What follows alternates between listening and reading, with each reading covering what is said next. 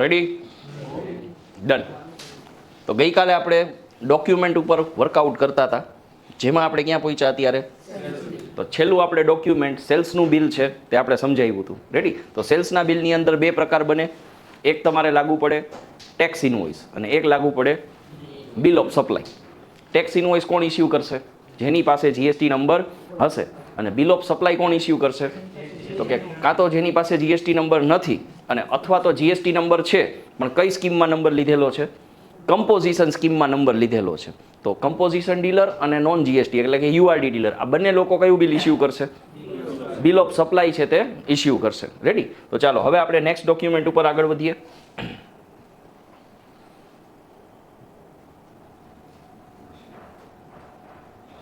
ચાલો, સેલ્સનું bill, bill of supply બંને આપણે જોઈ લીધા. હવે આપણે લઈએ એક્સપેન્સ બિલ ફાઇલ. તો એક્સપેન્સ બિલ ફાઇલમાં બે પ્રકાર પડશે. એક તમારે આરડી એક્સપેન્સ લાગુ પડશે, એટલે કે રજિસ્ટર ડીલર પાસેથી કરેલા ખર્ચા, અને એક લાગુ પડશે તમારે યુઆરડી એક્સપેન્સ. આરડી એક્સપેન્સ છે એમાં ભરેલો જીએસટી તમને આઈટીસી તરીકે શું મળી જશે? ઇન્સ્ટન્ટ બાદ મળી જશે. પણ જો તમારે યુઆરડી એક્સપેન્સ કરવાનો આવ્યો તો યુઆરડી એક્સપેન્સના કેસમાં તમારે પાછો શેનો પ્રશ્ન આવી જશે? આરસીએમ જીએસટીનો પ્રશ્ન આવી જશે. તો હવે અહીંયા યુઆરડી બિલ્સ છે એમાં આપણી પાસે એક ઓપ્શન લાગુ પડે છે. જો એ બિલ 5000થી કેવું હોય? ઓછું હોય તો આરસીએમ લાગુ પડતું નથી. જો એ બિલ 5000થી કેવું હોય? વધારે હોય તો પાછો આરસીએમનો પ્રશ્ન આવે. તો આરસીએમના કેસમાં પહેલી વાત આ યાદ રાખવાની, 5000થી મોટું અને 5000થી નાનું. 5000થી મોટું છે તો આરસીએમ લાગુ નથી પડતો. રેડી? 5000થી મોટું છે તો આરસીએમ લાગુ પડશે, નાનું છે તો નહીં લાગુ પડે. મજાની વાત, જો ગવર્મેન્ટે નોટિફાઈડ કરેલી કોઈ સપ્લાય છે એ તમે પરચેસ કરેલી છે તો એમાં પછી 5000 વાળી લિમિટ લાગુ પડતી નથી. તો ગવર્મેન્ટે નોટિફાઈડ કરેલી જેટલી પણ વસ્તુઓ છે એ તમે ખરીદી કરો છો યુઆરડી, તો એમાં પાછું કમ્પલસરી આરસીએમ છે. જેમ કે ટ્રાન્સપોર્ટેશન સર્વિસ, ટ્રાન્સપોર્ટેશન યુઆરડી પરચેસ થશે, 1 રૂપિયાનું હશે તોય શું લાગશે?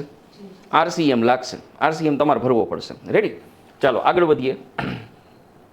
આરડી એક્સપેન્સનું બિલ છે. તો આરડી એક્સપેન્સનું ડોક્યુમેન્ટ સામાન્ય રીતે ખર્ચનું ડોક્યુમેન્ટ હોય, પણ એ હોય કોકના માટે પાછું સેલ્સનું બિલ. જેમ કે પૂજારા ટેલિકોમમાંથી મોબાઈલ લ્યો તમે તો તમારા માટે એ મિલકત થઈ જાય. પૂજારાવાળા માટે એ શું હોય? એ પાછું માલ કહેવાય. રેડી? તો એના માટે ગુડ્સ છે, તમારા માટે એસેટ્સ બની જાય. તમે કોઈ બિલ્ડર પાસેથી મકાન લ્યો તો તમારા માટે એ મિલકત છે, પણ એ બિલ્ડર માટે શું થઈ જાય? પાછું ગુડ્સ થઈ જાય. તો આવા કેસમાં આરડી એક્સપેન્સનું બિલનું જે ફોર્મેટ છે એ ફોર્મેટ તો સેલ્સના બિલ જેવું જ હશે. તો હવે એ બિલમાં જો સેમ વસ્તુ જોવા મળશે, બિલની તારીખ હશે, બિલ નંબર હશે, બિલની વેલ્યુ હશે, બિલમાં સીજીએસટી અને એસજીએસટી લાગેલો હશે. તો આપણે આ બિલ છે એને ચોપડે ગણવું હોય તો પહેલાં તો નક્કી કરવું પડે કે આ બિલ માલની ખરીદીનું છે, મિલકતની ખરીદીનું છે કે ખર્ચ છે. તો હવે પહેલાં એ ડિસાઇડ કરીએ કે આ બિલ ખરીદીનું છે એ કેમ ખબર પડે? તો કે આપણું નામ નીચે મેસર્સ તરીકે છે, જેણે આ વસ્તુ સપ્લાય કરેલી છે એનું નામ ઉપર છે, એટલે મેં ખરીદ કર્યું છે. હવે ખરીદી કરી છે તો અહીંયા શેની ખરીદી થઈ છે? બોક્સ ફાઇલ લાર્જ સાઇઝની. તો આપણે ચોપડે બોક્સ ફાઇલ લાર્જ સાઇઝનું કંઈ ખાતું ખોલવાનું આવે નહીં, તમારાનું નામ પાડવું પડશે. તો તમે વિચારીને કહો કે આનું નામ શું પાડશું? Stationary expense. તો આ કયા ખર્ચનું બિલ કહેવાશે? સ્ટેશનરી એક્સપેન્સનું શું ગણાશે? આવડું આ ડોક્યુમેન્ટ ગણાશે. રેડી? તો ચાલો, આરડી બિલ છે એ આ રીતનું હોય. હવે આપણે યુઆરડી બિલ જોઈએ. તો યુઆરડીમાં યસ સ્ટેશનરી માર્ટવાળાએ તમને બિલ આપ્યું. હવે એણે બિલ આપ્યું તો એને બિલમાં જીએસટી તો ચાર્જ કર્યો નથી. તો આપણે કેટલા રૂપિયાનું બિલ છે? 3500નું. એની પાસેથી શું લઈ આવ્યા? તો કે જે કે પેપર A4 પ્રીમિયમ લઈ આવ્યા. તો અગેન આ ખર્ચો આપણા માટે શું કહેવાશે? Stationery expense. તો હવે જ્યારે આપણે એકાઉન્ટિંગ કરશું ત્યારે આપણે એકાઉન્ટિંગ મેનેજ કરવા માટે થઈને માસ્ટર્સ કેવી રીતે બનાવવા પડશે એ સમજાવું છું. જેમ કે કોઈના 2 મોબાઈલ નંબર હોય તો તમે મોબાઈલમાં કોન્ટેક્ટ કેવી રીતે મેન્ટેન કરો? એક જ કોન્ટેક્ટમાં 2 નંબર ન લખો, 2ના નામ કેવા રાખો? અલગ અલગ. અને ઘણા લોકોને એવી ટેવ હોય કે એક જ નામમાં શું કરી નાખે? 2 નંબર એડ કરી નાખે. વધારે કન્વિનિયન્ટ કયું રહીએ? એક નામમાં 2 રાખો એ કન્વિનિયન્ટ રહે, એ મોબાઈલના કેસમાં. અકાઉન્ટિંગના કેસમાં 2 કેવા રાખવા પડે? અલગ અલગ રાખવા પડે, એ કન્વિનિયન્ટ રહે. તો જ્યારે આરડી ખર્ચ અને યુઆરડી ખર્ચ બે સેમ વસ્તુ માટે કરેલો હોય તો એક જ નામમાં 2 મેન્ટેન નહીં કરવાનું.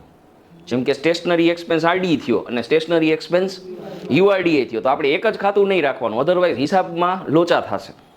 તો આવા કેસમાં હવે હું તમને એક આખી સિસ્ટમ સમજાવું છું માસ્ટર મેનેજ કરવાની.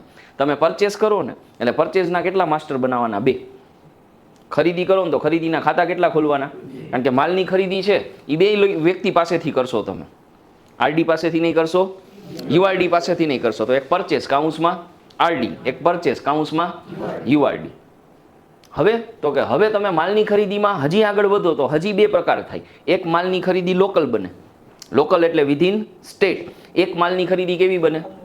ગુજરાત બહારની બને, એટલે કે આઉટ ઓફ ગુજરાત સ્ટેટ બને. તો આવા કેસમાં પાછા એના અલગથી ખાતા મેન્ટેન કરવાના કે લોકલ પરચેસ કાઉન્સમાં આરડી, લોકલ પરચેસ કાઉન્સમાં યુઆરડી, લોકલ પરચેસ કાઉન્સમાં સોરી લોકલ પરચેસ આરડી તો છે જ, પણ કાઉન્સમાં પાછું શું લખવું પડશે ડેશ કરીને? તો કે લોકલ.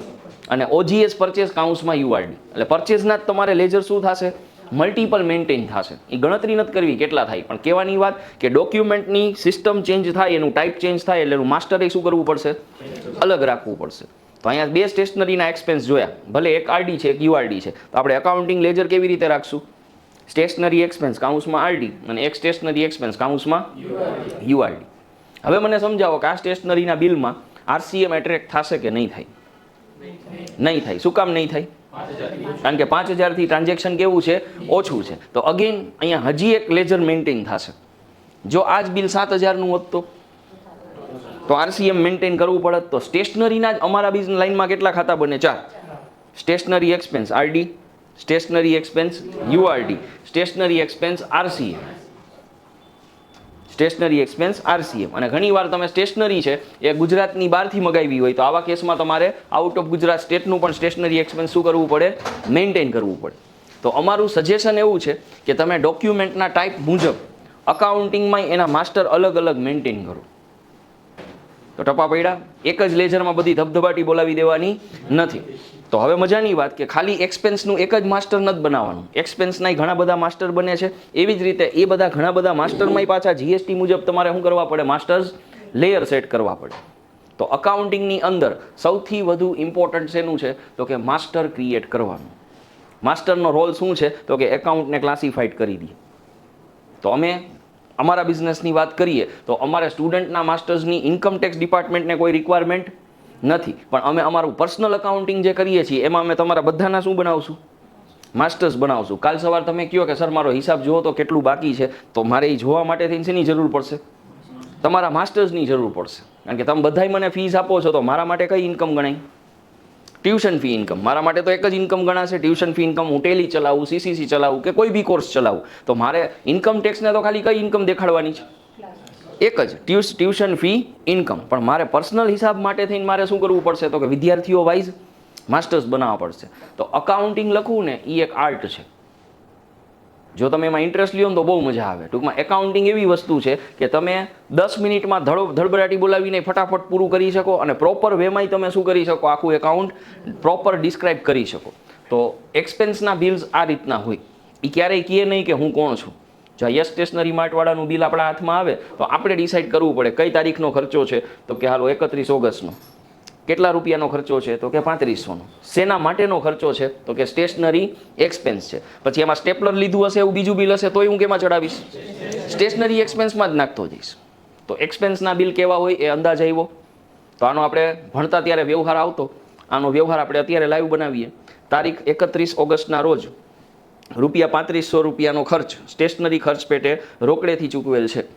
તો આપણે સ્ટેશનરી ખર્ચ રોકડેથી શું કર્યો છે? ચૂકવેલ છે. તો અહીંયા એક નવી વાત, જ્યારે પણ કોઈ ખર્ચા કે કોઈ પણ ખરીદી જો રોકડેથી કરેલી હોય તો એમાં પાર્ટીનું નામ મેન્ટેન કરવાની જરૂર નથી. હંમેશા ઉધાર એટલે કે ડેબિટ મેમો હોય ને તો જ તમારે શેનું ખાતું મેન્ટેન કરવાનું? Party masters. જો હિસાબ રોકડેથી પતી ગયો છે તો યસ સ્ટેશનરીનું મારે ક્યાંય ખાતું કે નામ ખોલવાની રિક્વાયરમેન્ટ નથી ઊભી થતી. પણ જો આ જ ખર્ચ મેં ડેબિટ મેમોથી કર્યો હોય તો મારે પાર્ટી માસ્ટરે શું કરવું પડશે? પેમેન્ટ કરવું પડશે. કારણ કે એની બે ઇફેક્ટ બનશે. પહેલાં ઉધારે બિલ જનરેટ થશે, થોડાક ટાઈમ પછી હું એ બિલનું શું કરીશ? એનું પેમેન્ટ કરીશ. રેડી? તો પાર્ટી માસ્ટરની જરૂર પડે. ચાલો નેક્સ્ટ આપણે લઈએ વાઉચર. ચાલો એક્સપેન્સના વાઉચર ઓલવેઝ કેવા રહેશે? યુઆરડી રહેશે. તો એક્સપેન્સ ઓલરેડી આપણે જોયા છે, લેબર વાઉચર હતા એના જેવા જ હોય. તો વાઉચરનો કન્સેપ્ટ તમને ખ્યાલ છે. વાઉચરની એક બીજી નાની એવી સૂચના આપી દઉં. કોઈ બી વાઉચર હોય એ મેક્સિમમ કેટલા રૂપિયાનું બનાવી શકાય? 10,000. Correct answer. કોઈ બી વાઉચર છે એની લિમિટ કેટલી? ઓકે, 10,000થી મોટું વાઉચર બનાવવું હોય તો બને, પણ એનું પેમેન્ટ કેવી રીતે કરવું પડે? બેંકથી કરવું પડે. તો 10,000થી મોટી રકમનું વાઉચર કોઈ બી તમે ઇસ્યુ કરવા માંગો છો તો બનાવો, વાંધો નથી, પણ એનો મોડ ઓફ પેમેન્ટ કયું રાખવું પડે? બેંક રાખવું પડે. મજાની વાત, 5,000થી મોટું વાઉચર થાય તો આમાં રેવન્યુ સ્ટેમ્પ લગાડવો પડે અને સામેવાળાની સિગ્નેચર લેવી પડે. તો અકાઉન્ટિંગની લાઇનમાં સૌથી ખોટામાં ખોટું કોઈ ડોક્યુમેન્ટ હોય ને તો એ વાઉચર છે. આનો ઉપયોગ જ બધા શેના માટે કરે? પ્રોફિટ સેટ કરવા માટે. હવે જોજો આનું કનેક્શન ક્યાં મળે છે. આ વસ્તુ આપણને ખબર હોય તો ઇન્કમટેક્સ ઓફિસરની ખબર હોય, ભારત સરકારની ખબર હોય, તો એને આ બધી વસ્તુ ઉપર કંટ્રોલ લાવવા માટે જ RCM નાખ્યું. બધા એકાઉન્ટન્ટો શું કરે તો કે 31 માર્ચ પછી નફો સેટ કરવા માટે જરૂરિયાત મુજબના વાઉચર છેલ્લે શું કરે? હાથે બનાવી નાખે અને ખોટા ખર્ચા એડજસ્ટ કરી નાખે. હવે તમે GSTના યુગમાં એ કરી શકશો? હવે પોસિબલ નથી, કારણ કે બેક ડેટેડ એન્ટ્રીઓ માટે તમે ડોક્યુમેન્ટ જનરેટ કરી નાખ્યું, હાથે જ બનાવવાનું, તો આપણે ગમે એ બનાવી નાખશું. તો એ બેક ડેટેડ આપણે એનો શું ભરવો પડશે? એ મહિનામાં RCM ભરવો પડશે. તો જે ખોટો નફો સેટ થતો હતો અને ખોટું છેલ્લે બધા સેટ કરી નાખતા હતા, એ પ્રોસેસ ઓલ્ટાની ઓટોમેટિક બંધ થઈ ગઈ. હવે એનો બેનિફિટ કોને મળ્યો તો કે એકાઉન્ટ ઇન્ડસ્ટ્રીને મળ્યો. પહેલાં લોકો આખું વર્ષ પૂરું થાય પછી એનું પ્રોફિટ એન્ડ લોસ મેન્ટેન કરતા હતા કે હવે આલો ઇન્કમટેક્સ બચાવવા શું શું કરી શકીએ છીએ. હવે એની જરૂરિયાત ઊભી થઈ ગઈ મંથલી બેઝિસ ઉપર. હવે તમે જે વર્ષે કામ કરતા નહીં, હર મહિને કરવાનું. એટલે આખા વર્ષમાં P&L કેટલી વાર મેન્ટેન થશે? 12 વખત. એટલે હર મહિને તમારે જોવાનું કે ખોટા ખર્ચા નાખવા છે તો આ મહિને જેના શું કરી નાખો? વાઉચર બનાવીને આ જ મહિનેનો RCM ભરીને પ્રોફિટ બુક કરી નાખો. પહેલાં આપણે ક્યારે કરતા?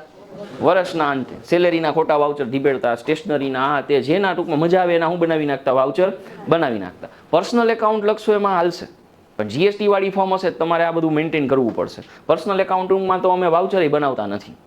એ લોકો સ્ક્રુટિનાઇઝ કરે ત્યારે ડોક્યુમેન્ટ માગે ને તો ત્યારે અમે સ્ટેશનરીમાંથી જઈને બુક લઈ આવીને હાથે શું કરવા બેસી? વાઉચર બનાવવા બેસીએ. પણ કંપની હોય ત્યાં એવું નથી ચાલતું. તો હાલો, આ વાઉચર છે એમાં ખર્ચ કયો કર્યો છે? કોમ્પ્યુટર રિપેરિંગ કર્યો છે. તો આપણે એકાઉન્ટિંગ માસ્ટર કયું યુઝ કરશું? Computer repairing AMC, annual maintenance charge, AMC નું ફૂલ ફોર્મ. રેડી? કેટલા રૂપિયાનો ખર્ચો કર્યો છે? 210 રૂપિયાનો. તો ચાલો, ઓલવેઝ URD રહેશે વાઉચર. હવે આપણે જોઈએ રિસિપ્ટ. રિસિપ્ટના બે પ્રકાર, receipt which is given by us and receipt which is taken by us. એક મળેલી રિસિપ્ટ હોય અને એક આપેલી રિસિપ્ટ હોય. રેડી? તો ચાલો, રિસિપ્ટના બે પ્રકાર છે. રિસિપ્ટને કેવી રીતે આપણે ઓળખશું એ શીખીએ. જેનું ઉપર નામ લખ્યું હોય ને રિસિપ્ટમાં, એને પૈસા મળ્યા હોય. તો અત્યારે પૈસા કોને મળ્યા છે? શ્રીજી એન્ટરપ્રાઇઝને. મેં તમને રિસિપ્ટ આપી છે તો તમારું નામ ક્યાં હતું રિસિપ્ટમાં? નીચે હતું. ઉપર કોનું નામ હતું? સૂચક કોમ્પ્યુટર. બરાબર છે? તો જે અમારી ફોર્મનું જેને રિસિપ્ટ તમને બનાવીને આપી છે પેઢીનું નામ હતું. તો ઉપર જેનું નામ હોય ને એને શું થયું હોય? પૈસા છે એ મળ્યા હોય. તો આ કેસમાં પૈસા કોને મળ્યા છે? શ્રીજીને. હાલો, આપવાવાળી પાર્ટીનું નામ અહીં નીચે લખ્યું હોય. કોણે આપ્યા? Rolex private limited. કેટલા આપ્યા? 10,000. કઈ તારીખે આપ્યા? 30/5. તો આપણે એકાઉન્ટિંગ જ્યારે સ્કૂલમાં કોલેજમાં લખતા ત્યારે વ્યવહાર મળી જતો કે 10,000 રૂપિયા રોલેક્સ પ્રાઇવેટ લિમિટેડ પાસેથી રોકડા મળેલ છે. એટલે ફટાફટ આપણે એની એકાઉન્ટિંગ ઇફેક્ટ દઈ દેતા. રિયલ લાઈફમાં આપણને આવું ડોક્યુમેન્ટ મળશે. તો આપણે ડોક્યુમેન્ટ વાંચીને નક્કી કરવું પડશે કે ચાલો 10,000 રૂપિયા રોલેક્સ પાસેથી મળ્યા છે 30/5ના રોજ. શેના માટે મળ્યા છે? તો એના અહીંયા બિલ નંબર આપ્યા છે. તો આ જે વિગત આપેલી છે એ આપણે નરેશનમાં શું કરવી પડે? સેટ કરવી પડે. તો ચાલો, રિસિપ્ટ છે એ આપણે આપેલી રિસિપ્ટ છે, શ્રીજીએ આપેલી છે. હવે આપણે એક રિસિપ્ટ જોઈએ કે જે મળેલી છે. તો હવે હું ક્રોમાવાળાને પૈસા દઈ આવ્યો તો ક્રોમાવાળાએ મને શું આપી? રિસિપ્ટ આપી.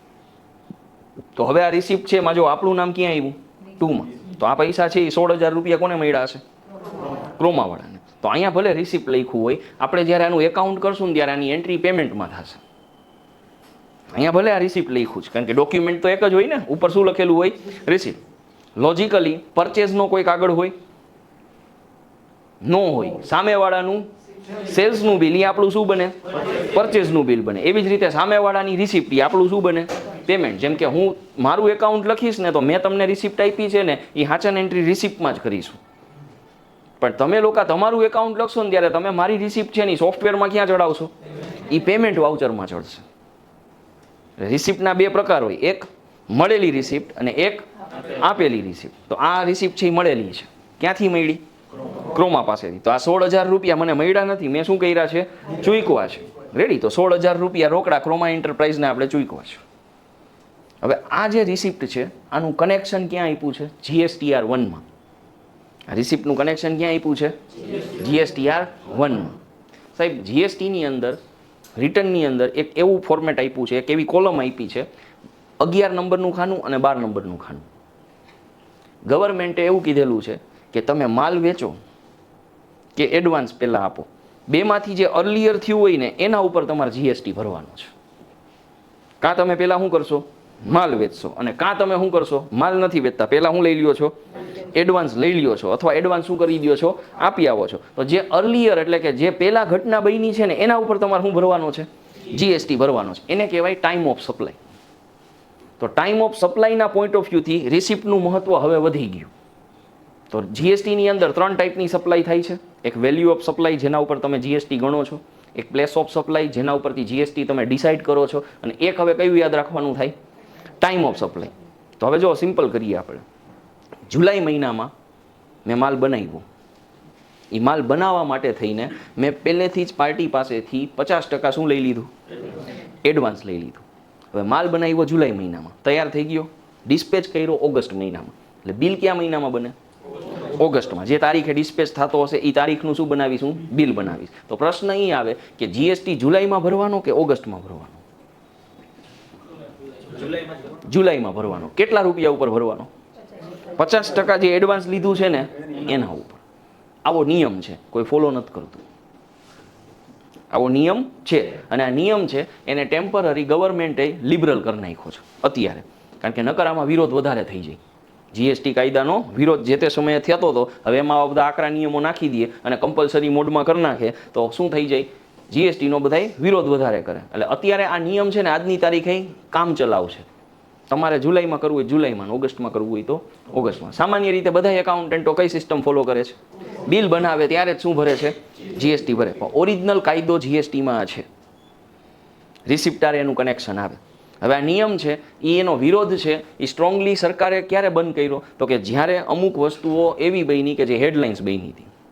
સુરતના અમુક વેપારીએ આપઘાત કર્યો હતો, અમુક મુંબઈના વેપારીઓએ આપઘાત કર્યો હતો, નામ ચડાવ્યું હતું જીએસટીનું. હવે એ સિસ્ટમ હતી ને એ આખી પ્રોસેસમાં હતી, એટલે ગવર્મેન્ટનો વાંક નથી, વેપારીનો વાંક નથી. પણ ઘટના જે બની છે એ હું તમને સમજાવું, જે ન્યૂઝમાં આવી હતી. માની લ્યો કે હું કોઈ વેપારી છું, મેં માલ બનાવવા માટે થઈને 1 કરોડ રૂપિયા એડવાન્સ લીધા.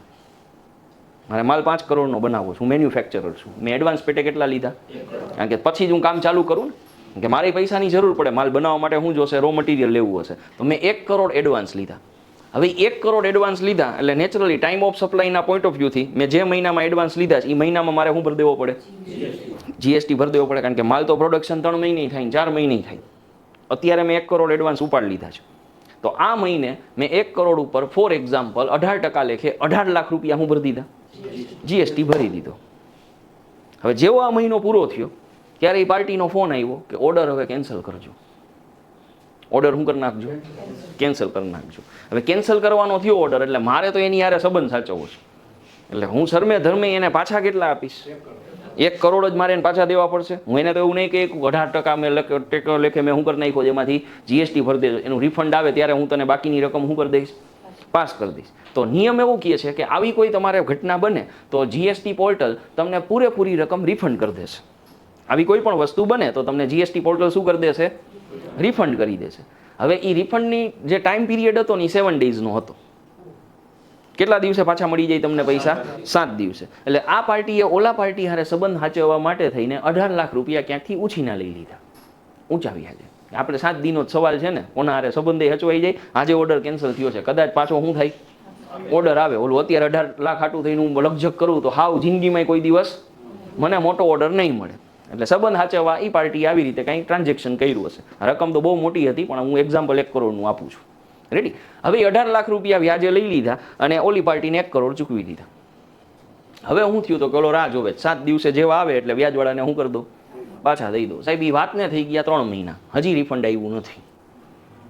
એટલે વ્યાજનું મીટર શું થવા માંડ્યું, ચડવા માંડ્યું. એવા કેસમાં એ પાર્ટીએ કદાચ આપઘાત કરી નાખ્યું કે જે કાંઈ બી ઘટના હોય. પણ આ એક ન્યૂઝમાં આવેલી ઘટના છે, રિયલ ઘટના, કે ભાઈ જીએસટીના લીધે થઈને વેપારીઓ હવે શું કરવા માંડ્યા, આપઘાત. હવે આમાં સાચું કારણ શું હોય હજી કોઈને ખબર નથી, પણ આ વસ્તુના લીધે થઈને હવે એ લૂફોલ શું હતો તો કે જીએસટી પોર્ટલ છે એને એ રૂપિયા એને બેંકમાં દેવાની બદલે આઈટીસીમાં કન્વર્ટ કરી નાખ્યા હતા.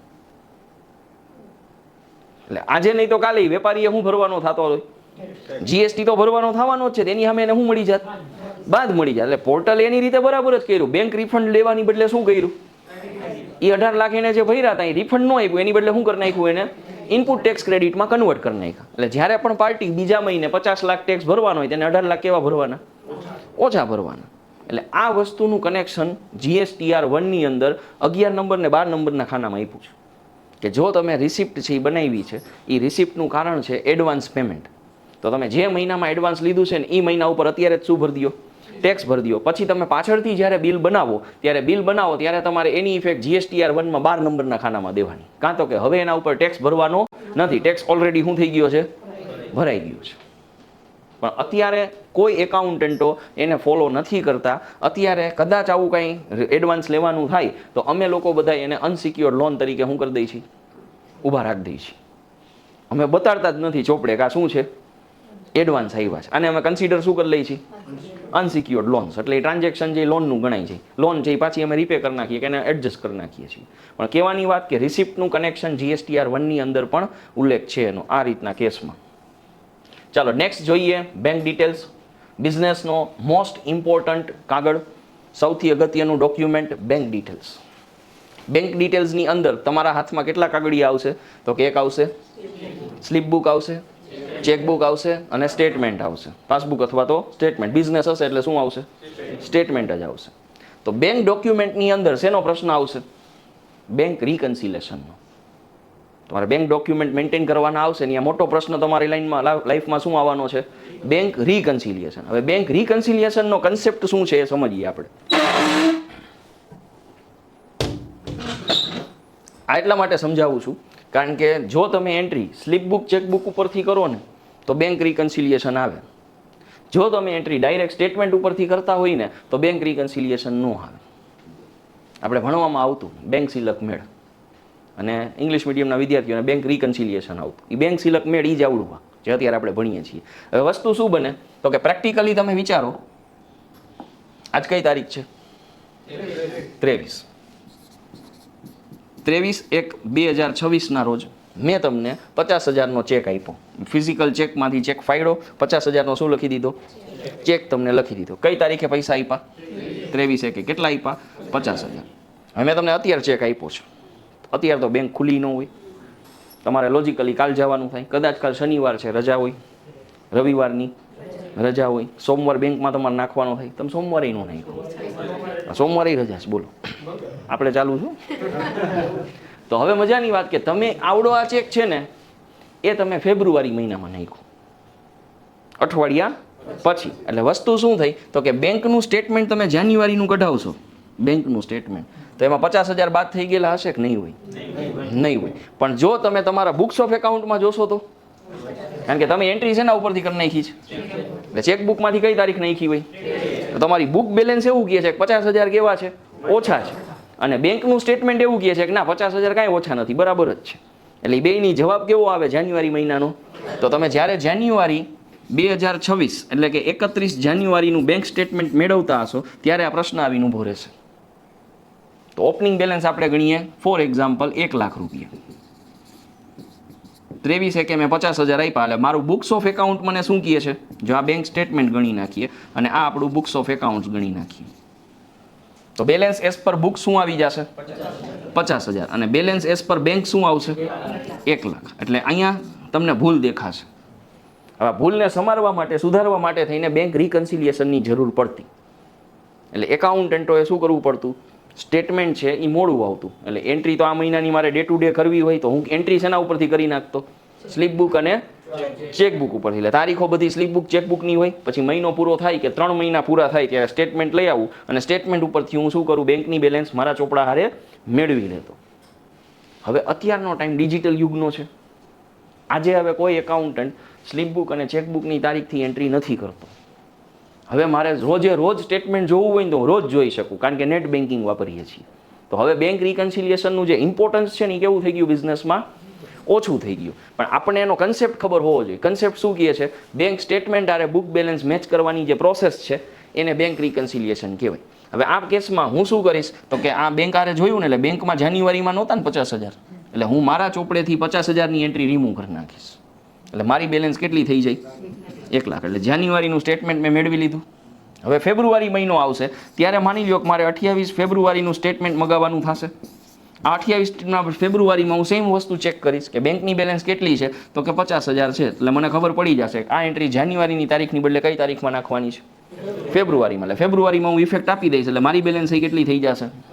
50,000ની થઈ જશે. તો બેંક સ્ટેટમેન્ટની અંદર આ ઇફેક્ટ સામાન્ય રીતે લાગુ પડતી હતી, પણ જો તમે એન્ટ્રી છે એ પહેલેથી જ સ્ટેટમેન્ટ ઉપરની તારીખથી કરી નાખો તો આ પ્રોસેસ મેન્ટેન કરવાની જરૂર ન પડે. જો તમે સ્લીપ બુક અને ચેકબુકની ડેટ ઉપરથી એન્ટ્રી કરશો તો તમારે મહિનો પૂરો થશે એટલે સ્ટેટમેન્ટ ઉપરથી જે તારીખો છે એ પ્રમાણે એન્ટ્રીઓ શું કરવી પડશે?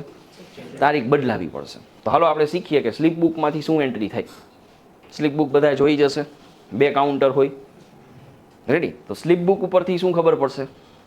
કોના કોના ચેક આવ્યા છે, એટલે પૈસા કોના કોના આવ્યા છે એની તમારે એન્ટ્રી કરવી પડશે સ્લીપ બુક ઉપરથી. ચેકબુક ઉપરથી શું ખબર પડશે? તમે કોને કોને ચેક આપ્યા છે. એટલે તમે ચેક લખતા હોય ત્યારે એનું જે ચેક લખાઈ ગયું એની વિગત તમે પાછલા પેજમાં શું કરો છો? કાઉન્ટરમાં લખો છો, જો ટેવ હોય તો.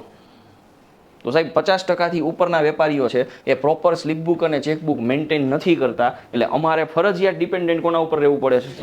સ્ટેટમેન્ટ ઉપરથી. અને એમાં હવે જીપે લોહી પીધા છે.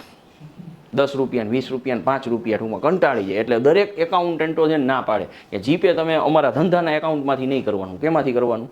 તમારા પર્સનલમાંથી કરવાનું. કારણ કે કંટાળી જાય, સ્ટેટમેન્ટ થઈ જાય 300-400 પન્નાનું. હવે એટલું કેદી લખવા બેહું? સમજાણું? તો હવે સ્લીપ બુક અને ચેકબુક છે એનું મહત્વ શું? તો કે સ્લીપ બુક ઉપરથી કોના પૈસા મળ્યા એ ખબર પડશે, ચેકબુક ઉપરથી તમે કોને પૈસા આપો છો એ ખબર પડશે, અને સ્ટેટમેન્ટ તો તોય જરૂર પડશે. તો હવે ત્રીજી ડોક્યુમેન્ટ લઈએ, બેંક સ્ટેટમેન્ટ. તો સ્ટેટમેન્ટ છે એ આઈધર પાસબુક હોય અથવા તો સ્ટેટમેન્ટ હોય. તો સ્ટેટમેન્ટ ઉપરથી આપણે કઈ એન્ટ્રી કરવી પડશે? તો કે 2 એન્ટ્રી એવી છે કે જે સ્લીપ બુક ચેકબુકમાં ના હોય. રોકડા ભર્યા તો એ સ્લીપ બુકમાં હોય, રોકડા ઉપાડ્યા તો એ ચેકબુકમાં હોય. પણ બેંક ચાર્જ અને બેંક ઇન્ટરેસ્ટ, તો કેટલો બેંકવાળાએ ચાર્જ લગાડ્યો છે એની એન્ટ્રી મને ક્યારેય ખબર પડે નહીં. એનું કોઈ કાગળ ન હોય, એટલે એની એન્ટ્રી મારે ફરજિયાત ક્યાંથી કરવી પડે? સ્ટેટમેન્ટ ઉપરથી. અને કેટલું ઇન્ટરેસ્ટ રિસીવ થયું છે એની એન્ટ્રી મારે ક્યાંથી કરવી પડે? સ્ટેટમેન્ટ ઉપરથી. તો સેવિંગ ખાતું હોય તો તમને 10,000 રૂપિયા સુધીનું ઇન્ટરેસ્ટ ટેક્સમાં બાદ મળે છે, એટલે એ ટેક્સેબલ નથી ગણાતું. સેવિંગ ખાતાનું તમે 4-5 બેંકમાં ખાતા છે તો એ બધાનો ટોટલ 10,000થી ઓછો થતો હોય તો એ કેવું છે? ટેક્સ ફ્રી છે. 10,000થી વધતું હોય તો જ શું આવે? ટેક્સેબલ છે. તો કેટલું ઇન્ટરેસ્ટ મળ્યું, કેટલો ચાર્જ લાગ્યો એની એન્ટ્રી કરવા માટે શું વાંચવું પડે? સ્ટેટમેન્ટ વાંચવું પડે. તો હવે આપણે સ્ટેટમેન્ટ છે એનું આપણે ખાલી બેઝિક કન્સેપ્ટ સમજીએ. સાહેબ કોઈ પણનું તમે સ્ટેટમેન્ટ લેશો,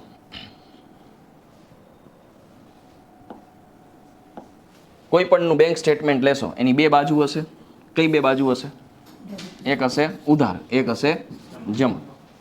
તો બેંક બેલેન્સ ડેબિટ હોય એનો મતલબ શું થાય? તો કે બેલેન્સ ઓછી થાય. અને બેંક સ્ટેટમેન્ટમાં જેટલી ક્રેડિટ અમાઉન્ટ લખી હોય ને એનાથી બેલેન્સ શું થશે? તમારી પ્લસ થશે. એટલે બોલાય બેંકમાં જમા થયા અને બેંકમાંથી વિડ્રો થયા. તો હવે જો બેંક સ્ટેટમેન્ટમાં જે ડેબિટ છે ને અને ક્રેડિટ છે ને તમારે આ રીતે વાંચવાનું. ડેબિટને શું વાંચવાનું? Withdrawal side. અને ક્રેડિટને શું વાંચવાનું? Deposit side. તો હવે તમે જો આ કન્સેપ્ટથી બેંક વાંચશો ને એટલે તમને આરામથી કડપા પડશે કે આ રૂપિયા કોના છે ને શું છે ને કેવી રીતના છે. રેડી? તો હવે જો બેંક સ્ટેટમેન્ટમાં કોઈ પણ વસ્તુ ડેબિટ થતી હોય તો 3 જ વસ્તુની એન્ટ્રી પડે. પહેલી એન્ટ્રી શું હોય? તો કે કાં શું થયું હોય? કેશ ઉપાડ્યા હોય, તો કેશ વિડ્રો થયા હોય. કાં તમે શું કર્યું હોય? ચેક આપ્યો હોય અથવા તો ઓનલાઈન પેમેન્ટ કર્યું હોય, એટલે એ ટ્રાન્સફર પેમેન્ટ બધું એક. રેડી? અને અથવા તો શું થયું હોય? બેંક ચાર્જ લાગ્યો હોય. તો બેંક સ્ટેટમેન્ટની ડેબિટ બાજુ કોઈ પણના ચોપડે જાશો ને એટલે કેટલી ઇફેક્ટ આવશે? 3. કાં રોકડા ઉપાડ્યા હશે, કાં એને પેમેન્ટ કર્યું હશે, અને કાં બેંકવાળાએ શું લગાડ્યો હશે? ચાર્જ લગાડ્યો હશે. રેડી? હવે આ 2 એન્ટ્રી એવી છે કે તમારે એમાં પાર્ટીની જરૂર ન પડે. તમે ડાયરેક્ટ સ્ટેટમેન્ટ ઉપરથી નહીં વાંચી શકો. પણ અહીંયા ચેક આપ્યો છે કે ઓનલાઈન પેમેન્ટ કર્યું છે તો એમાં એ શેના માટે આપ્યો છે ને એનું નામ ન લખ્યું હોય. કોઈ પણનું સ્ટેટમેન્ટ વાંચું તો એમાં મને શું ખબર ન પડે? ભાઈ કોને આપ્યા છે. તો ફોર એક્ઝામ્પલ મેં મૂવીની ટિકિટ લીધી હોય તો એમાં લખ્યું ન હોય કે આ મૂવી ટિકિટના છે, એટલે એના માટે તમારે શેની જરૂર પડે? ચેકબુકના કાઉન્ટરની જરૂર પડે. ચેકબુકના કાઉન્ટરમાં એ લખેલું હોય કે આ શેના રૂપિયા આપેલા છે. હવે ભગવતી ટૂલ્સને કોઈ રૂપિયા આપ્યા હોય પણ એ ચેક લખ્યો હોય એના પ્રોપ્રાઇટરના નામનો લખ્યો હોય, એમાં ભગવાનજીભાઈ પટેલ લખ્યું હોય, તો અહીંયા તો સ્ટેટમેન્ટમાં ક્યારેક ભગવાનજી પટેલ લખાઈને આવે, મને થોડી ખબર હોય કે એનો ઓનર છે એ આ છે. એટલે અહીંયા આ એન્ટ્રી કરવા માટે તમારે શેની જરૂર પડે? ચેકબુકની જરૂર પડે. એ કાઉન્ટરમાં પાછળ જોવો ને એટલે ખબર પડે કે આ સ્કૂલ ફીના છે, આ લોન આપી છે, આ ખર્ચ કર્યો છે, કયો ખર્ચ છે એનું એમાં શું કર્યું હોય મેન્શન કર્યું હોય. જો પાર્ટી મેન્ટેન કરતી હોય તો, ન કરતી હોય તો આ વસ્તુ તમારે ઓનર હારે શું કરવું પડે? ડિસ્કસ કરવું પડે. જેમ કે હું તમારો એકાઉન્ટન્ટ છું તો તમારી બેંક લખવા બેસું તો હું એક વાર પ્રશ્ન આવો આવે ત્યાં ફોન નહીં કરું. હું શું કરીશ તો કે જેટલી એન્ટ્રી મને હુજે છે ને એટલી પહેલાં હું શું કરી નાખીશ? લખી નાખીશ. તો આ 2 એન્ટ્રી તો હુજી જ જશે. હવે આ એન્ટ્રી હુજતી નથી તો હું ત્યારે હું ચોપડે કયા નામથી ચડાવીશ? તો કે અત્યારે મને જેના જેના નામ નથી ખબર ને એ બધાય નામ હું કયા ખાતે નાખીશ? સસ્પેન્સ ખાતે. તો બેંકની એન્ટ્રી કરતા હોય ત્યારે તમારે કયા ખાતાની જરૂર પડશે? તો અહીંયા સસ્પેન્સ અકાઉન્ટ તમારે મેન્ટેન કરવું પડશે કોઈ બી અકાઉન્ટિંગ સોફ્ટવેરમાં. તો સસ્પેન્સ અકાઉન્ટનો મતલબ શું અત્યારે ખબર નથી. દેશી નામામાં આ સસ્પેન્સ એકાઉન્ટને શું બોલાતું? શ્રી શાહનું ખાતું. તમને કાંઈ ખબર ન હોય ને તમારે ટેમ્પરરી એન્ટ્રી કરી નાખવી હોય ને તો અમે કોના નામે કરી નાખતા? શ્રી શાહ ખાતે દેશી નામું લખતા હોય. તો હવે તો આપણે મોડર્ન એકાઉન્ટ લખીએ છીએ તો શ્રી શાહની બદલે આપણે કોનું નામ વાપરશું? હવે જ્યારે આપણને સાચું નામ ખબર પડે ત્યારે આપણે આખી એન્ટ્રી નહીં કરવી પડે, ખાલી શું કરવાનું? સસ્પેન્સની બદલે જેની એન્ટ્રી છે એના ખાતે રૂપિયા ચડાવી દેવાના. તો 50,000નું પેમેન્ટ મેં ભગવતી ટૂલ્સને કર્યું છે, એ મારા એકાઉન્ટન્ટને નથી ખબર, તો મારા એકાઉન્ટન્ટે ક્યાં ઊભા રાખ્યા હશે? સસ્પેન્સમાં. જ્યારે એ મને પૂછશે કે આ શેના છે સાહેબ કયો, તો હું કહીશ કે આ ભગવતી ટૂલ્સના છે, તો એ નામની બદલે ભગવતી ટૂલ્સ કરી નાખશે. હાલો આ બાજુ જોઈએ તો આ બાજુ ક્રેડિટ બાજુ કોઈ પણની બેંક લેશો કઈ એન્ટ્રી આવશે? હાલો રોકડા ભર્યા છે એની એન્ટ્રી આવશે. પછી આપણને કાં તો ચેક મળ્યા હશે અને કાં તો શું હશે? ઓનલાઈન પૈસા મળ્યા હશે એટલે કે રિસિપ્ટની એન્ટ્રી આવશે. અને એક શું આવશે? બેંક ઇન્ટરેસ્ટ આવશે. હવે આ બધી વસ્તુ તમારે જો સ્ટેટમેન્ટમાંથી પકડી લેવી હોય, વાંચવી હોય તો બેંકના કોડ યુઝ થતા હોય. જેમ કે કેશના કોઈ બી ટ્રાન્ઝેક્શન થયા હશે ને તો બેંકવાળા કયો કોડ યુઝ કરશે? CSH. CSH લખેલું હોય કોડમાં એટલે સમજી જાવ કાં રોકડા ભર્યા છે કાં રોકડા ઉપાડ્યા છે. જો બેંક ચાર્જીસ લાગ્યો હશે તો કોડ યુઝ કરશે FLC. FLC એટલે ફોલિયો લેજર ચાર્જ. જો ઇન્ટરેસ્ટનો કોઈ ટ્રાન્ઝેક્શન હશે તો ઇટસેલ્ફ એનો કોડ યાદ હશે INT. જો ઓનલાઈન પેમેન્ટ થયું હશે તો એમાં 3 કોડ આવી શકે. RTGS હોઈ શકે, નેફ્ટ હોઈ શકે, અથવા તો શું હોઈ શકે? IMPS. અને જો ચેકથી ટ્રાન્ઝેક્શન થયું છે તો એમાં 2 કોડ યુઝ થાય, ક્લિયરિંગ યુઝ થાય અને ટ્રાન્સફર યુઝ થાય. CLG એટલે ક્લિયરિંગ, TFR એટલે ટ્રાન્સફર. જો તમારે આવા 2 કોડ લખ્યા હોય તો સમજી લેવું કે આ ટ્રાન્ઝેક્શન ઇન્સ્ટ્રુમેન્ટથી થયું છે, ફિઝિકલ ઇન્સ્ટ્રુમેન્ટ. જો RTGS, નેફ્ટ કે IMPS લખ્યું હોય તો આ ટ્રાન્ઝેક્શન ઓનલાઈન જ થયું છે. રેડી. જો CSH લખ્યું છે તો કેશથી થયું છે. FLC લખ્યું છે તો એ શું હોય? પછી એમાં નામ એને ગમે એ લખ્યા હોય, આપણે ખાતું કયું રાખવાનું? એને ચેક રિટર્ન ચાર્જ લીધો હોય તોય આપણે બેંક ચાર્જમાં જ ચડાવવાનો. એને સ્ટેટમેન્ટનો ચાર્જ લીધો હોય તોય બેંક ચાર્જમાં ના, એને મિસેલેનિયસ ચાર્જ લીધો હોય તોય આપણે એક જ નામમાં બધું જવા દેવાનું, બેંક ચાર્જીસ.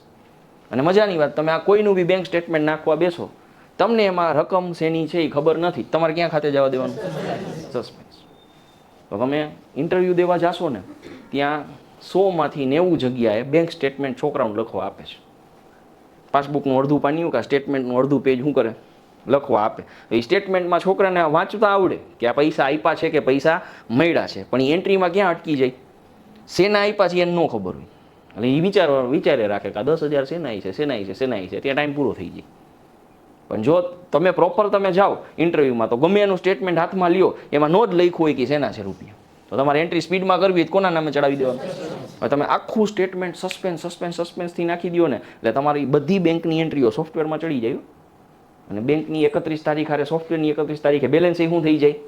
મેચ થઈ જાય. હવે તમારે ખાલી શું સોલ્વ કરવાનું? સસ્પેન્સનું અકાઉન્ટ સોલ્વ કરવાનું. એટલે કે એની સોફ્ટવેરમાંથી પ્રિન્ટ કાઢી લો અને પાર્ટીને દઈ આવો. પાર્ટીને કહો કે આમાં પેન્સિલથી બાજુમાં લખી દેજો આ શેના રૂપિયા છે, અમને મળતા નથી. તો બેંક સ્ટેટમેન્ટ તમે વાંચો ને એટલે એની પેટર્ન હોય નહીં પકડાઈ જાય. જેમ કે હર મહિને અમુક રૂપિયા ઉપડતા હોય તો એ આપણને ખ્યાલ આવી જાય કે આ ભાડું ભરતા હશે, કે આ લોનનો શું હાલતો હશે? હપ્તો હાલતો હશે. તો તમે એક જ પાર્ટીનું 2 થી 3 વર્ષ સુધી કન્ટિન્યુ એકાઉન્ટ લખો ને એટલે તમને રકમ જોઈને ખબર પડી જાય કે આ રૂપિયા શેના હશે. સમજાણું કે આ SIPના રૂપિયા છે, આ મ્યુચ્યુઅલ ફંડના છે, આ રેન્ટ ભરે છે, આ લોનનો હપ્તો જાય છે, શું છે એ બધો તાળો શું થઈ જાય? મળી જાય. તો અમારી લાઈનમાં એવું કહેવાય કે બેંક મેળવતા આવડે ને એટલે એકાઉન્ટ લખતા આવડે. કારણ કે બિઝનેસના 75% ટ્રાન્ઝેક્શન કોની યારે કનેક્ટેડ હશે? બેંક સાથે. એટલે અમારે સ્પીડમાં એકાઉન્ટ લખવું હોય ને તો અમે એકાઉન્ટ ઊંધેથી ચાલુ કરીએ. પહેલાં અમે બેંક નાખીએ, પછી બીજા બધા કામ લઈએ. બેંક નાખો ને એટલે 75% એકાઉન્ટ તો તમે ચોપડે શું કરી નાખ્યું, ચડાવી દીધું. એટલા વ્યવહારનો તો સામો હિસાબ ક્યાં શું કરવાનો છે, એ મેળવવાનો જ છે. તો આમાં જેને પેમેન્ટ કર્યા હશે એટલી આપણે ખરીદી કરી હશે, આમાં જેના પૈસા આવ્યા હશે એટલું આપણે વેચાણ કર્યું હશે. ક્યાંક ને ક્યાંક એકાઉન્ટિંગમાં એનું કનેક્શન શું થવાનું છે, આપણને મળવાનું છે. રેડી? તો ચાલો આનો વારો લઈએ. કોનો ચેક મળ્યો, કોના પૈસા મળ્યા, એ બેંક સ્ટેટમેન્ટમાં નામ ન લખ્યા હોય તો આપણે કોના ખાતે ચડાવશું? સસ્પેન્સ ખાતે. હવે આપણે સીધું નામ સસ્પેન્સ ખાતે નાખી નથી દેવાનું. પહેલાં કોના પૈસા મળ્યા છે ક્યાં ગોતવા જવાનું? કારણ કે એમાં સ્લીપબુક ઉપરથી આપણને એ ખબર પડશે કોની પાસેથી રૂપિયા મળ્યા છે. ચેકબુક ઉપરથી એ ખબર પડશે કે આપણે કોને કોને રૂપિયા આપ્યા છે. તો હવે તમે આ પોઈન્ટ ઓફ વ્યૂથી જે આપણું રિયલ સ્ટેટમેન્ટ છે એ વાંચો. ચાલો, સ્ટેટમેન્ટ છે આપણું. સ્ટેટમેન્ટમાં બે બાજુ છે, ડેબિટ અને ક્રેડિટ. સ્ટેટમેન્ટમાં કોડ પણ આપેલા છે. રેડી? સ્ટેટમેન્ટમાં સીએલજી, કેશ, સીએલજી એટલે ક્લિયરિંગ, TFR એટલે ટ્રાન્સફર. ટ્રાન્સફરનો મતલબ થાય બે સેમ બેંક છે. ક્લિયરિંગનો મતલબ થાય બે બેંક કેવી છે? અલગ અલગ છે. રેડી? તો બેન્કિંગની પણ એક સિમ્પલ પ્રોસેસ હોય છે. હું મારો ચેક HDFC બેંકને આપું તો મારું ખાતું SBIમાં છે, સામેવાળાનું ખાતું HDFCમાં છે. તો બેંકની ઇન્ટરનલ પ્રોસેસ શું હોય? આપણું ઇન્સ્ટ્રુમેન્ટ છે એ HDFCમાં ઓલો ડિપોઝિટ કરાવશે. હવે HDFC વાળાને એના કોમ્પ્યુટરમાં ખબર પડશે કે મારા ખાતામાં એટલા પૈસા છે કે નહીં. એટલે HDFC બેંકવાળો છે એ પટાવાળાને ક્યાં મોકલશે? મારી બ્રાન્ચ છે, ત્યાં મારો મેનેજર જોઈ દેશે, ખાલો આ દર્શનભાઈના ખાતામાં પૈસા છે તો ખાલો એને ત્યાં શું કરી દો, ક્લિયર કરી દો. એટલે ચેક શું થશે? ક્લિયર થશે. એ પ્રોસેસમાં 1 દિવસનો ટાઈમ લાગે. જ્યારે કોઈ પણ સેમ બેંકનો ચેક હોય તો એ તમે કોઈ પણ બ્રાન્ચે ડિપોઝિટ કરાવો, એના કોમ્પ્યુટરમાં જોવા મળે કે આ ચેકમાં પૈસા છે કે નહીં. જો હોય તો ત્યાં શું કરી દઈએ? ટ્રાન્સફર કરી દઈએ. તો ચાલો, આ કોડ તો સમજાઈ ગયા. હવે આપણે વાંચીએ કે ચાલો અહીંયા ઓપનિંગ બેલેન્સ છે 2,11,800. તો ક્રેડિટ બાજુ 35,000 આવ્યા છે. તો 35,000 આવ્યા છે સાહેબ, તો એ 35,000 કોના છે? અહીંયા ડીમાર્ટ લખ્યું છે. જો ન લખ્યું હોય તો ફોર એક્ઝામ્પલ ઘણા સ્ટેટમેન્ટમાં ડીમાર્ટ ન લખ્યું હોય, કાંઈક એના રેફરન્સ ID કેવું ખાલી લખી નાખ્યું હોય, તો આપણે કોના ખાતે નાખી દેવાના? સસ્પેન્સ. તો આમાં જેના નામ ન મળે ને બધાય તમારે ક્યાં ખાતે ચડાવવાના? સસ્પેન્સ. પછી પાર્ટી બેસીને બધું સોલ્વ કરી દેવાનું. હવે આ વાત છે ને એ એક અલગ રીતે યાદ રાખો. તમે કોઈ બી કાગળ હાથમાં લીધો, તમને નથી સમજાતો કે આ એન્ટ્રી ક્યાં કરવી, આ સ્ટેશનરીનું બિલ છે, લાઇટ બિલ છે, શું છે ખબર પડતી નથી, તો એ એન્ટ્રી તમારે સસ્પેન્સ ખાતે નાખી દેવાની. તમે ગમે એ કાગળ હાથમાં લીધો, તમને અત્યારે સમજાતો નથી પણ તમારા પાસે કાગળનો થપ્પો પડ્યો છે, આજે ગમે એમ કરીને એન્ટ્રીઓ તો કરવી જ છે. હવે ઘણી વાર એક કાગળ સમજવા બેહો ને એમાં 1 કલાક વહી જતી હોય. 1 કલાકમાં બધું એકાઉન્ટ શું થઈ જાય? પૂરું થઈ જાય. તો ટેમ્પરરી આપણે અત્યારે ચડાવી દેવી છે એન્ટ્રી, તો સસ્પેન્સમાં નાખી દેવાની. પછી નથી સમજાતું એ તમે સિનિયર સાથે અથવા ઓનર સાથે અથવા તો અહીંયા આવીને કાગળ લઈ આવી શકો. કાંઈ પણ ગોટે ચડો છો તો એ પછીથી એનો રસ્તો નીકળે, પણ અત્યારે તમે કામ કરવા બેઠા છો તો આખું કામ શું થઈ જાય? તમારું તૈયાર થઈ જાય. તો બધા એકાઉન્ટન્ટ તો આ ટ્રીક વાપરતા હશે. સાહેબ તમે એકાઉન્ટ લખો છો, તમે સસ્પેન્સ બનાવતા જશો અને એનો યુઝ મેજોરિટી વધારે ક્યાં કરતા હશો? બેંકમાં જ થતો હોય, સામાન્ય રીતે બેંકમાં થતો હોય. પરફેક્ટ. રેડી? તો મજાની વાત કે આ ખાલી બેંક પૂરતો જ કન્સેપ્ટ આપણે નહીં રાખીએ. આપણે શું કરી શકીએ? આને કોઈ પણ કાગળમાં વાપરી શકીએ. કોઈ બી કાગળ આવ્યો, એક્સપોર્ટનો છે, કોલો છે, શું છે કાંઈ સમજાતું નથી, તો એ કાગળમાં તારીખ તો હશે જ, રોકડા આપ્યા બાકી રાખ્યા એ તો વાંચતા આવડે જ, એના ડોક્યુમેન્ટ નંબર તો પકડી જ લેવો, રકમ એ લખી હશે, કેટલો GST લાગ્યો એ લખ્યું હશે, ખાલી હું નહીં ખબર હોય, નામ નથી ખબર, તો કોના ખાતે નાખી દેવાનું? સસ્પેન્સ. હવે બીજી વાત, આ તમને સમજાઈ ગયું? ઇન્ટરવ્યૂ દેવા જાઓ ત્યારે આવું ન કરતા પાછું. બેંક આપે ત્યાં સસ્પેન્સ ઓકે છે. હવે સ્ટેશનરીનું બિલ હોય ને તમે કહો સસ્પેન્સ, કાં તો કે બિલ નથી સમજાતું. એટલે હાવ પછી બેઝિક કાગળમાં એવું ન કરતા કે ઇન્ટરવ્યૂ દેવા બેઠા છીએ, સરે કીધું ન ખબર હોય ક્યાં નાખી દેવાનું, તો જેટલું વળાય આપ્યું બધું ક્યાં ચડાવી દીધું, એ કાંઈ આવું શીખડાયું હોય, ન આવડે એટલે ક્યાં નાખી દેવાનું? સસ્પેન્સમાં. રેડી? હા, તો એ પછી લોચા થઈ જાય. તો ચાલો આ બેઝિક સ્ટ્રક્ચર સમજાણું. ડેબિટ સાઇડથી પૈસા ઉપડે છે, ક્રેડિટ બાજુથી પૈસા જમા થાય છે. બરાબર? આપણને મળે છે પૈસા. ઓકે, ચાલો નેક્સ્ટ ડોક્યુમેન્ટ લઈએ, પ્રોપર્ટી. એસેટ્સ પરચેસના બિલ, પ્રોપર્ટીના બિલ અને એસેટ્સ સેલ્સના બિલ. રેડી? તો હવે વિચારો કે તમે કોઈ પણ પ્રકારની મિલકત ખરીદી કરો તો મિલકતમાં AC હોઈ શકે, કમ્પ્યુટર હોઈ શકે, સ્કૂટર, વ્હીકલ કાંઈ પણ હોઈ શકે, ઇવન ગોલ્ડ પણ હોઈ શકે. રેડી? તો મિલકતના બિલ હોય એનું ફોર્મેટ શું છે? તો કે ઉપર એનું નામ છે, નીચે આપણું નામ છે. તો આપણે શ્રીહરિવાળા પાસેથી 38,400નું ઓ જનરલનું એસી લઈ આવ્યા. તો મિલકતના કેસમાં છે ને નામ આપણે નહીં પાડવાના, બિલમાં જે લખ્યું એની નામથી ખાતું બનાવવાનું. એટલે અહીંયા જો નામ કેવું શું લખ્યું છે, O General AC 1 ton model number INT 45 IR કાઉન્સમાં વાઇટ, આખું નામ આપણે ટેલી સોફ્ટવેરમાં લખવાનું.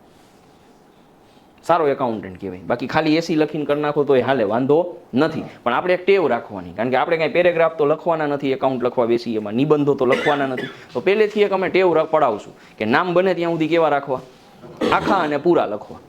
એ સારું એકાઉન્ટન્ટ કહેવાય, બરાબર. પ્લસ નરેશન છે ને એ લખવાની હેબિટ પણ પાડવી.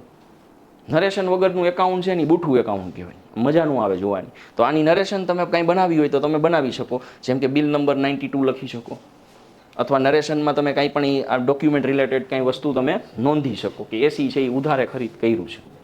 તો હવે જો આ બિલ છે ને એમાં એક નવી વાત સમજાવવાની છે.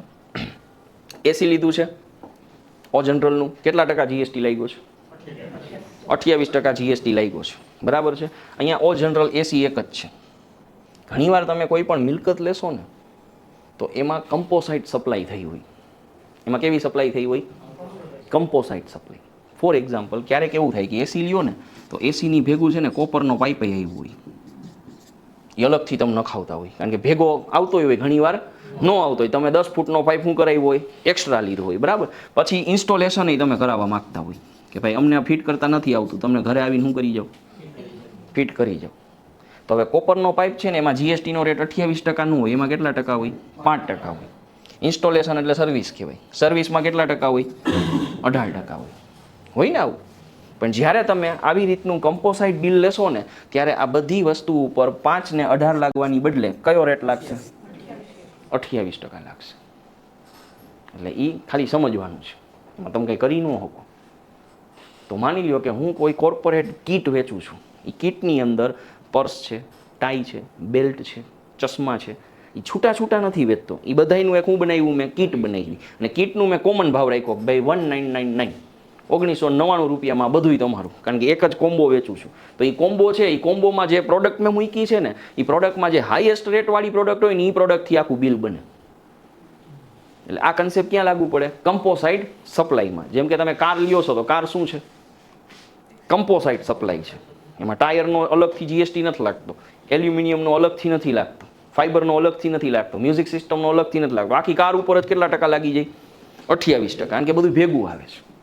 તો ખાલી આ યાદ રાખવા માટે કે કમ્પોસાઇટ સપ્લાયનું બિલ કેવું હોય તો કે એમાં અલગ અલગ પ્રોડક્ટ હોય, પણ એ બધી પ્રોડક્ટનો એક કોમન રેટથી વેચાણ થયું હોય. જેમ કે આ 30,000માં બધું હશે જ એવું માની લઈ, તો આ 30,000 ઉપર જુદા જુદા રેટ ન લાગે, કેટલા ટકા લાગી જાય? તો કમ્પોસાઇટ સપ્લાયનો રૂલ શું છે? હાઈએસ્ટ રેટવાળી વસ્તુ છે એનાથી શું બને? આખું બિલ બને. 2017થી જીએસટીનો જ આ બેઝિક રૂલ્સ છે કે કમ્પોસાઇટ સપ્લાય કરવાવાળા વેપારીઓએ ધ્યાનમાં શું રાખવું? જેમ કે કેડબરી સેલિબ્રેશન, એ આખી શું છે? એક કીટ છે ને, એમાં 5 સ્ટાર ના તેને બધું હોય, તો એમાં જુદી જુદી પ્રોડક્ટ મૂકીને એક સિંગલ પ્રાઇઝમાં વેચતા હોય તો એ લોકો તેનું બિલ કેમ બનાવશે? અલગ અલગ આઇટમ નહીં રાખે, એમાં જે હાઈએસ્ટ રેટ હશે એનાથી આખું શું બનાવી નાખશે? બિલ બનાવી નાખશે. ખાલી તમારા નોલેજ માટે મેં કીધું, બાકી તો તમારે તો હાચન તો સાહેબ જે બિલમાં આપ્યું એ મુજબ જ હાલવાનું છે. તો અહીંયા તો બિલમાં 30,000 જ આપ્યા છે, એટલે આ 30,000માં પાઇપ આવી ગયો, ઇન્સ્ટોલેશન આવી ગયું, તો બધાના રેટ છે એ કેટલા છે? ટળી ગયા 28%. એટલે ઘણીવાર મોટી કંપનીઓ આ બધી ખરીદી કરતી હોય એમાં આ વસ્તુ ધ્યાન રાખતી હોય કે કમ્પોસાઇટ સપ્લાય ના કરે, એની બદલે શું કરે? સેપરેટ સપ્લાય કરે, જેથી એને જીએસટીના રેટમાં શું થાય? એને બેનિફિટ થાય. આ બધું ઘણીવાર કેર કરતા હોય. ચાલો, હવે 4200નો ટેક્સ લાગ્યો છે, આ તમને ખબર છે. હવે જે વાત હું કરું છું એ એસેટ્સ પરચેસના બિલમાં એક નવી વાત છે, સમજવા જેવી. સાહેબ એવું માની લ્યો કે અહીંયા મેં એસી નથી લીધું, એની બદલે મેં ટ્રક લીધો છે. મેં શું છોડાયું? હું ટ્રાન્સપોર્ટર છું, મેં શું લીધો? ટ્રક લીધો. હવે ટ્રક છે એની વેલ્યુ કેવી હોય? મોટી હોય ને. તો હેવી વ્હીકલ્સ છે એની અંદર એક નવો નિયમ લાગુ પડે કે તમને આઈટીસી છે ને એ પૂરેપૂરી બાદ ન મળે. ખ્યાલ છે કોઈને? અહીંયા અત્યારે આઈટીસી કેટલી છે આમાં? અત્યારે આ બિલમાં મને કેટલી આઈટીસી મળશે? 4200 આ બે છે, પૂરેપૂરી મને શું થઈ જશે? મળી જશે ને. એટલે ટૂંકમાં 4 ને 4 8 અને 8,400 બરાબર. તો મને 8,400ની આઈટીસી આ જ મહિને શું થઈ જશે? મળી જશે. આની બદલે મેં શું લીધું હોય?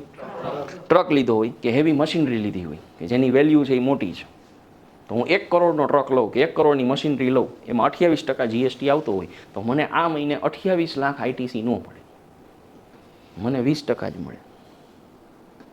તો વ્હીકલમાં નિયમ એપ્લાય થાય આઈટીસી લેવામાં. તો હવે વિચારો કે આ નિયમ શું કામ બનાવ્યો, એનું પાછળનું લોજિક સમજાવું.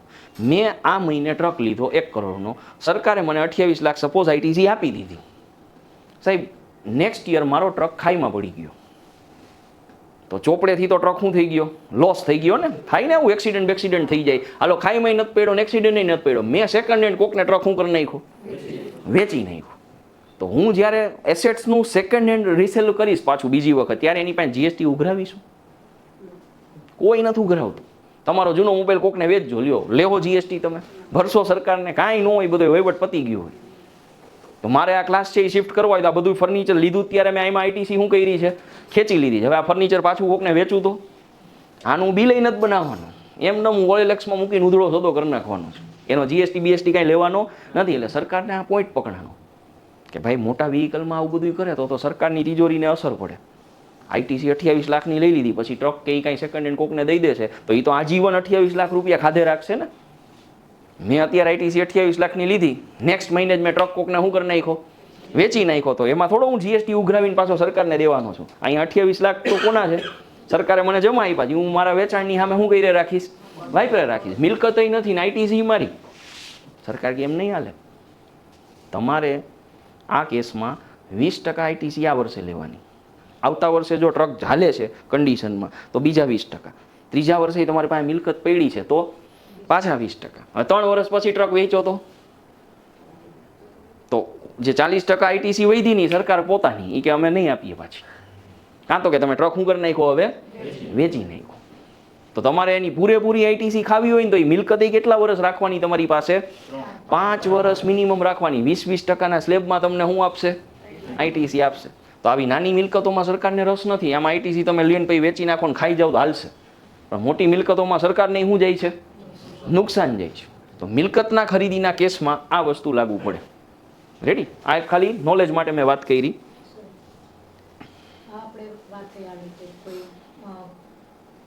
કોઈ કંપની કે શોપ મળી હોય છે, સપોઝ ઘરમાં એસી લીધું હોય, ભલે આઈટી રિટર્ન ભરતા પણ નહીં ભરતા હોય તો એ જીએસટી બધું ફરજિયાત ના, તમારે તો આ 38,400નું જ પેમેન્ટ કરવાનું છે. જો તમારા પાસે જીએસટી નંબર હશે તો તમને 8,400નો હોય તો કોઈ બિઝનેસ તો છે નહીં. હા, તો એ તમારા માટે 38,400 તમારે જીએસટી તો આપવાનો જ છે.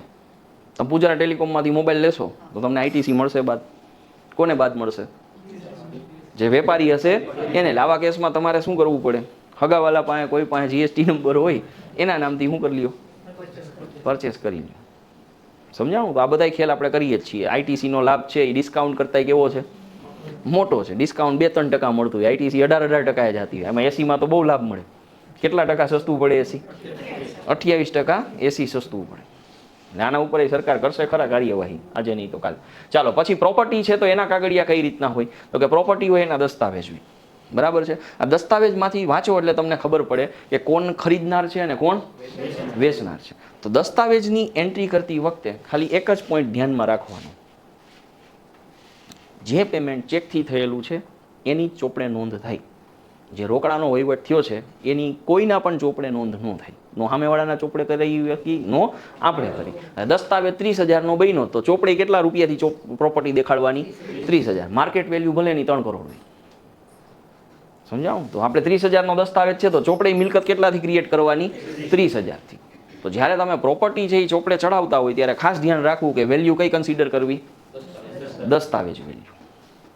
હવે બીજો પોઈન્ટ, જ્યારે તમે દસ્તાવેજની એન્ટ્રી કરો ત્યારે મિલકતની જે આમાં કિંમત લખેલી છે, જેટલાનું એને પેમેન્ટ કરેલું હશે, એ કિંમતમાં તમે જેટલા સ્ટેમ્પ પેપર લીધા છે ને એ બધાની કોસ્ટ મિલકતમાં પ્લસ કરવાની. એટલે તમે જ્યારે કોઈ પ્રોપર્ટીની એન્ટ્રી કરવા બેસો ને ત્યારે તમારે 2 વસ્તુ એડ કરવાની. એક તો હાલો દસ્તાવેજની કિંમત, ફોર એક્ઝામ્પલ 10 લાખનો દસ્તાવેજ છે એટલે મકાન કેટલાનું છે? 10 લાખનું. હવે 10 લાખનું મકાન માટે થઈને સ્ટેમ્પ પેપર માની લ્યો કે લીધા છે 50,000ના. બધા 5,000-5,000ના હોય, 10,000-10,000ના હોય, એવો હોય ને પેપર. તો સ્ટેમ્પ પેપર જેટલાના હોય એટલો એ કોસ્ટમાં શું કરવાનું? એડ કરવાનું.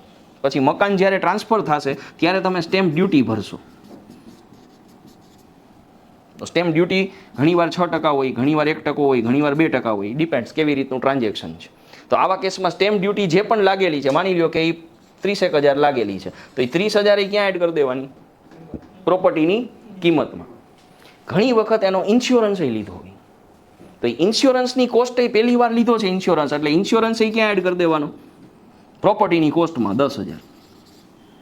તો જ્યારે કોઈ તમે મિલકતની એન્ટ્રી કરો ત્યારે દસ્તાવેજની અંદરની રકમ છે એટલાથી જ પ્રોપર્ટી ઊભી ન રહે ચોપડે.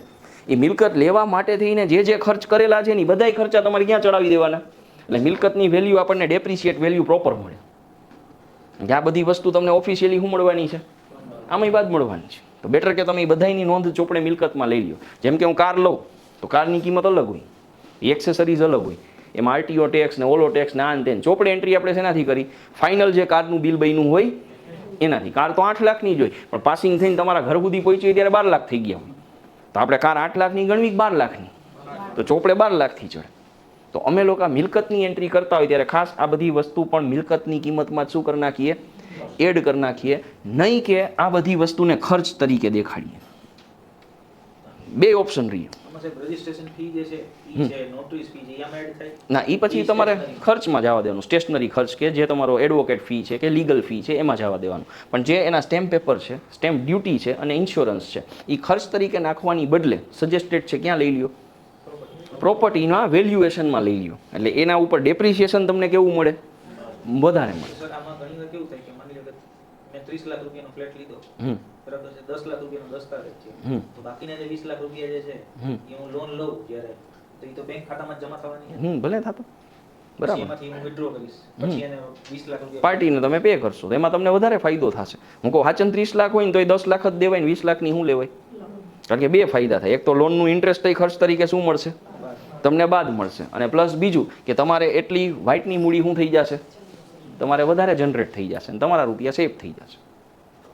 એટલે એમાં તમારે પોઈન્ટ શું આવે છે? ક્વેશ્ચન શું છે? એટલે મારે પહેલા તો જે મેં તમને કીધું રજિસ્ટ્રેશન ફી અને નોટરી ફી, એ ખર્ચમાં તો આમાં જ્યારે આપણે બેંક સ્ટેટમેન્ટ કાઢીશું એનું, બરાબર છે, એમાં 2-5 લાખનું કેશ વિથડ્રોલ થતું હશે, ઈ ક્યાં આપણે માણસો પછી એને? એટલે એ તમે શેના માટે ઉપાડ્યા છે ને? પ્રોપર્ટીના બ્લેકના પૈસા જે છે, મેં આજે લોન લીધી 30 લાખ રૂપિયા, એ તમે સામે પાર્ટીને તમે દેતા હશો ને, તો એ આમાં તમારે ચોપડે તો સાહેબ હું બ્લેકના પૈસા, હા, એટલે એ જ કહું છું, તમારા ઓન પેપર એવું દેખાડશે કે એ તમે 2 લાખ રૂપિયા તમારા અંગત ખર્ચ માટે શું કર્યા છે? ઉપાડ્યા છે. એ તમારે કંઈ જેની પાસે બિલ્ડરને લીધા એના નામે જ તમારે નાખવાના નથી. બેંક સ્ટેટમેન્ટમાં ખાલી શું આવશે? Cash withdraw. તો એ તમારે એને શું કરવું? એટલી તમારી પુરાંત શું થતી જશે? પુરાંત વધે એટલે એટલી વ્હાઇટની મૂડી શું થઈ? તમારી પ્લસ થઈ ને. એટલે વ્હાઇટની બેલેન્સ ચોપડે શું થશે? તમારી પ્લસ થશે. તો એ ફાયદો જ છે. કાલ સવારે તમારી રૂપિયા કોઈ ઓનના બીજા આવ્યા અને બેંકમાં ભરવા છે, એટલી પુરાંત તો પડી જ છે. સામે તમે તરત શું કરી શકશો? ભરી શકશો. જો એ તમે નહીં કર્યું હોય અને તમારે કોઈ ઓનના રૂપિયા આવ્યા, તમારે એન્ટ્રી ગોતવા જવી પડશે કે કોક 10-20 લાખ રૂપિયાની શું આપે આપણને? વ્હાઇટની એન્ટ્રી આપે તો હું મારા પૈસા શું કરી શકીશ? સેટ કરી શકીશ. તો પ્રોપર્ટીના કેસમાં કેવી રીતે અમે ટ્રાન્ઝેક્શન કરતા હોઈએ ખ્યાલ આવ્યો? ડન. અને હવે છેલ્લું લઈએ, એસેટ સેલ્સ. સામાન્ય રીતે એસેટ સેલ્સ થાય ત્યારે કોઈ કાગળ બનાવતું નથી, બટ અકાઉન્ટિંગ લાઇનમાં એનું પણ એક ડોક્યુમેન્ટ છે. એ કોઈને ખબર હોય તો ગયો તો મિલકત વેચો ત્યારે કાગળ તમે બનાવી શકો. વેચાણ ખત. તમે કયો કાગળ બનાવી શકો? વેચાણ ખત તમે બનાવી શકો. તો જ્યારે તમે એસેટ્સ છે એ તમે સેલ્સ કરો ત્યારે આમ જોઈ તો એનું કોઈ ડોક્યુમેન્ટની જરૂર નથી, પણ એક બે પાર્ટી વચ્ચે કરાર થયા છે એવો એક વેચાણ ખત તમે શું કરી શકો? બનાવી શકો. અને જો એડવોકેટ રાખ્યો હોય વચ્ચે અને તમે કોઈને ગાડી વેચી, તમારી ગાડી 7 લાખ 8 લાખની છે, એવડી મોટી રકમ છે, એવિડન્સ વગર તો આપણે કોઈને દઈ ના દઈ, એટલે એવા કેસમાં આપણે શું બનાવી નાખશું? વેચાણ ખત. 100 રૂપિયાના સ્ટેમ્પ પેપર ઉપર એક સાદું લખાણ કે મેં મારી કાર આ ભાઈને રાજી ખુશીથી શું કરી છે? વેચેલી છે અને આટલા રૂપિયા મેં એની પાસેથી લીધેલા. એક સેફ્ટી પોઈન્ટ ઓફ વ્યૂથી. મોબાઈલ આપણે કોઈને વેચી તો એનું કાંઈ આપણે કાંઈ બિલ તો બનાવવાના નથી, પણ જો આપણે પ્રોપર વેમાં એનું ડોક્યુમેન્ટ રાખવું હોય તો આપણે એક વેચાણ ખત શું કરી શકીએ? બનાવી શકીએ. રેડી? તો આ એસેટ્સ માટેના બધા ડોક્યુમેન્ટ્સ છે. આજે અહીં સુધી રાખીએ. કાલ પાછા આપણે આગળ વધશું. ડન? અત્યારે અટકાવું.